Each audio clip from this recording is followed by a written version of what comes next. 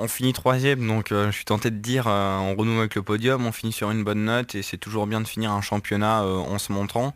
Bon, maintenant on a commencé les essais avec un deuxième chrono, ce qui était plutôt positif en termes de performance, mais c'est vrai qu'on a connu des problèmes électriques, des problèmes de direction assistée, un peu ce qu'on a connu en Hongrie.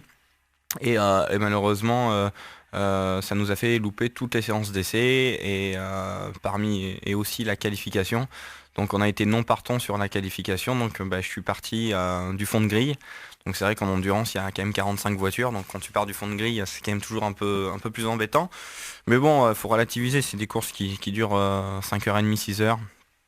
Et au final, c'est vrai que on aura fait une course parfaite avec un très très bon rythme. Il y avait l'usine Honda, bon, qui était un peu plus vite que nous, mais ils sont vraiment sur un autre monde depuis le début de l'année. Maintenant, être juste derrière eux en termes de perfo, je pense que c'est plutôt assez valorisant pour l'équipe et pour moi. Donc finir troisième en partant dernier, honnêtement, je suis content.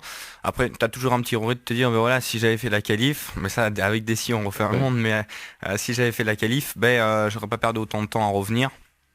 C'était peut-être bien une course au final pour Rock Racing et c'était peut-être bien une victoire possible pour Rock Racing.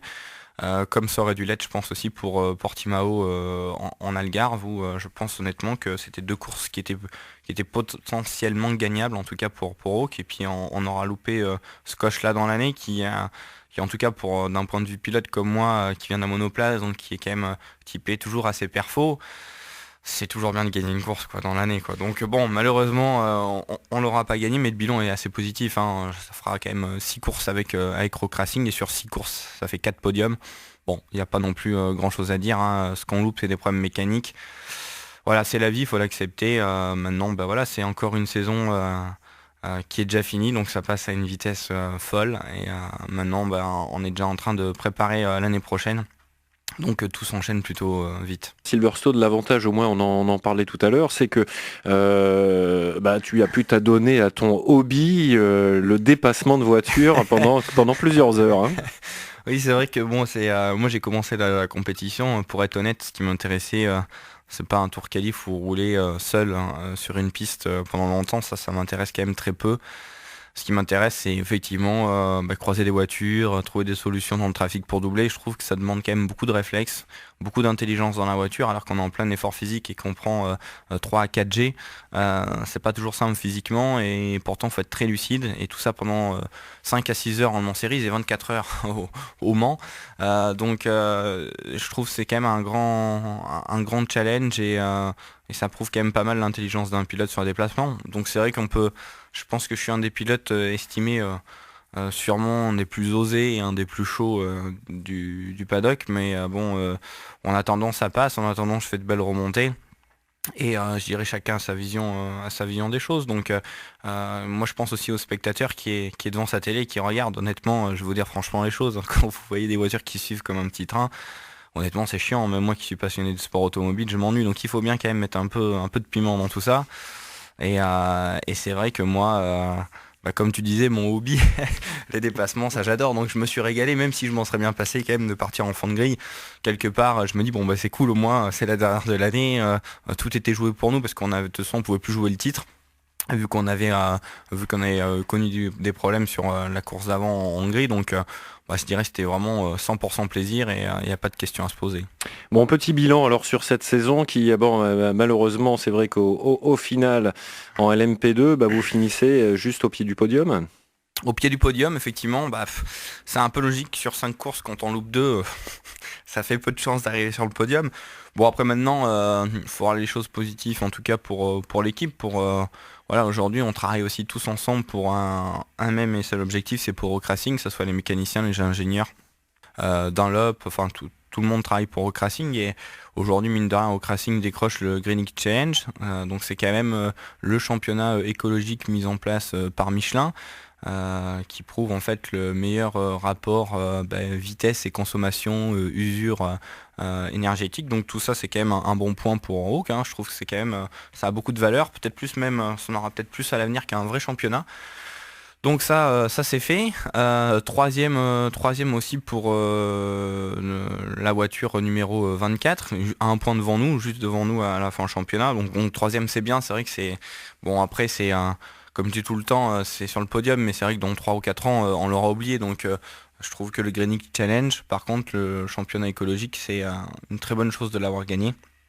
Une invitation pour le Mans, parce que c'est quand même une invitation pour les 24 heures du Mans l'année prochaine.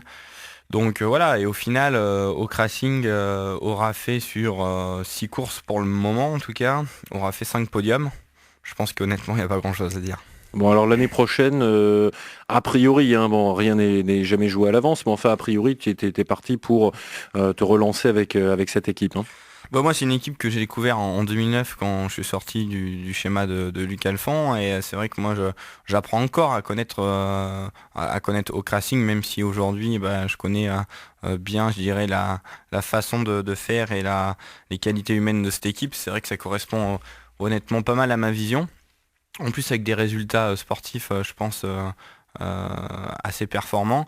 Moi, je vois le futur plus comme du long terme. Voilà, honnêtement, aujourd'hui, c'est du long terme, mais c'est vrai que le long terme, je le vois plutôt avec Oak Racing. Donc maintenant, bah, faut voir un peu dans quel sens ça va évoluer. Il y a pas mal de choses à mettre en place. L'équipe va déménager au Mans. Il y a les réglementations qui changent un peu pour l'année prochaine.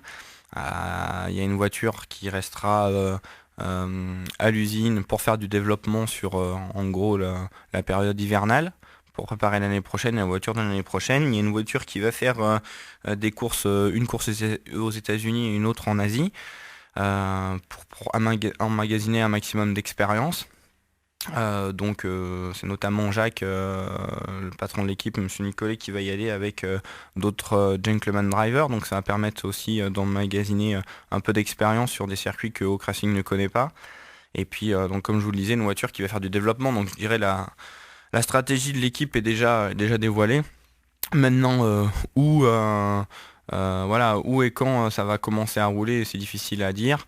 Je pense qu'Oak Racing de toute façon est motivé pour faire le futur championnat d'endurance l'année prochaine dans de super conditions. Donc voilà, moi aujourd'hui c'est vrai que je suis un performeur à l'état pur hein, encore. Donc si je fais un championnat ou si je fais une course ou si je fais quelque chose, c'est pour être tout devant. La deuxième ou troisième place et jusqu'à la 17e m'intéresse peu parce que c'est souvent les premières personnes qu'on oublie. Donc voilà, maintenant, je pense qu'il y a un gros potentiel chez Hawk. Je suis très heureux chez Hawk et je compte bien y rester effectivement. Ouais, tu veux pas être le Raymond Poulidor du sport auto, quoi. Bah non, mais c'est bien, mais disons que en France, on a moi qui voyage un peu, on a souvent une façon de penser un peu différente. C'est vrai que je vois le deuxième, c'est toujours bien parce que c'est le petit gars qui a tout donné, mais finalement qui est pas arrivé. Donc on l'aime bien le deuxième parce que il y était presque. Le premier, par contre, il y est arrivé. Donc tout de suite, bah, c'est moins marrant, il y est arrivé. Donc on l'aime beaucoup moins. Et c'est vrai qu'on raisonne un peu comme ça en France, alors qu'en Angleterre, par exemple, ça n'a rien à voir. Hein. En Angleterre, c'est number one et c'est une star. Et c'est vrai que bon, moi j'ai toujours fait la course auto pour gagner. Hein. Et c'est vrai que bah, y a des fois tu fais deuxième, tu fais troisième. Et ça n'enlève pas la performance du pilote. Hein. Des fois, une troisième place, et c'est vrai qu'une troisième place comme ce week-end en Angleterre où tu pars dernier est peut-être plus valorisante que si tu étais parti premier, si tu avais gagné. Mais sur le papier, c'est moins bien. Bah oui, puis de toute façon, bon, c'est vrai que le sport auto, c'est pas comme l'athlétisme, hein, c'est-à-dire qu'on n'est pas tout seul, même si effectivement c'est le pilote qui est mis en avant, c'est avant tout un travail d'équipe, donc aussi avec des moteurs plus ou moins performants, des voitures plus ou moins performantes, des ingénieurs, des mécaniciens, c'est un vrai sport d'équipe, quoi. Ah exactement, c'est une équipe qui se compose de 30 à 40 personnes, alors c'est vrai que ça fait une sacrée équipe et il y a plusieurs pilotes, il y a plusieurs équipes de mécaniciens, il y a plusieurs équipes d'ingénieurs, il y a plusieurs équipes d'ingénieurs pneumatiques, pareil pour les ingénieurs, donc ça draine beaucoup de monde et ce qui fait plaisir c'est quand on a un bon résultat, c'est qu'on voit tout le monde de content comme ça et ça c'est... Alors c'est vrai que c'est toi qui presque transforme l'essai parce que t'es le finisseur, parce que le pilote c'est le finisseur. Donc forcément t'es toujours un peu plus mis en valeur dans ce sport là, mais c'est vrai qu'il faut pas oublier qu'il y a eu plein de personnes qui ont travaillé sur ce projet bien avant le pilote. Bon, on se donne rendez-vous pour la saison 2011. Avec grand plaisir, Stan. Bon, tu viendras nous expliquer un petit peu avec qui tu vas travailler et puis ce qui t'attend un petit peu sur cette saison-là. Il n'y a pas de problème, avec plaisir. À très bientôt. Au revoir.